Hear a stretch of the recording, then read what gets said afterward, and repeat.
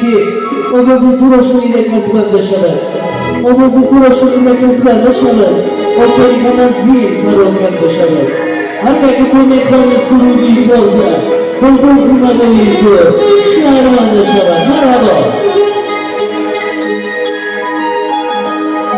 زنده باشید، سلام باشید. سلام از نام از نام کلی سنتکاران همه شما را شماده میکنم. البته که با دعوتی اکای خورشید جان هم پیشنوال هم برادر من است. از نام اکای خورشید جان همه شما را شماده میکنم. اکای من جان زنده باشید. البته که همه شما را حرمت و احترام میکنم. در اول همه سرودم همه کار ما با دعای مادر میشود. در اول برای مادرای عزیز یک سرود میخوانم. این سرود ها را من آوردم فقط برای اکای مرجان میشود. زنده باشید شما سرود مادر را میشنوید.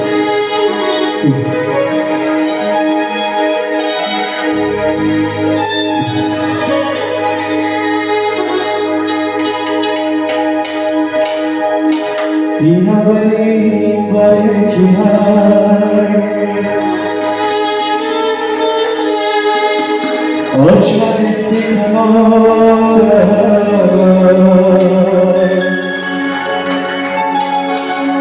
خانه بودن دارم و هی آج ندارم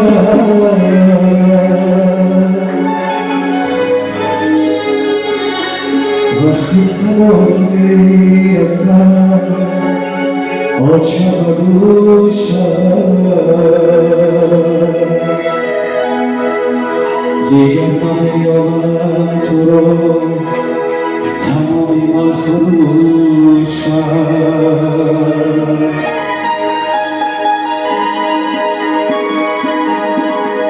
آچه نیست تو خاطراتش افتاد جانم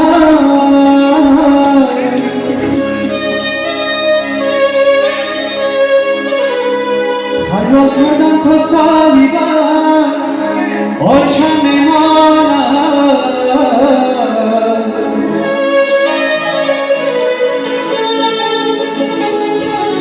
یادم نمیرود وقتی رفتند آچه جا رفتند خاکی سرم کرد جیگر سوزا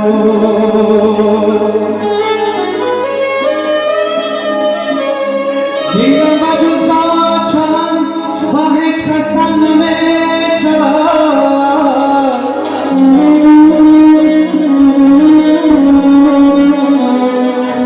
از لبهای یادم میمانم تا همیشه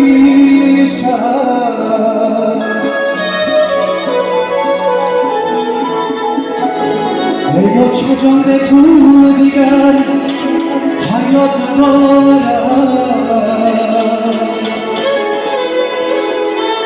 از نبودنت چه جان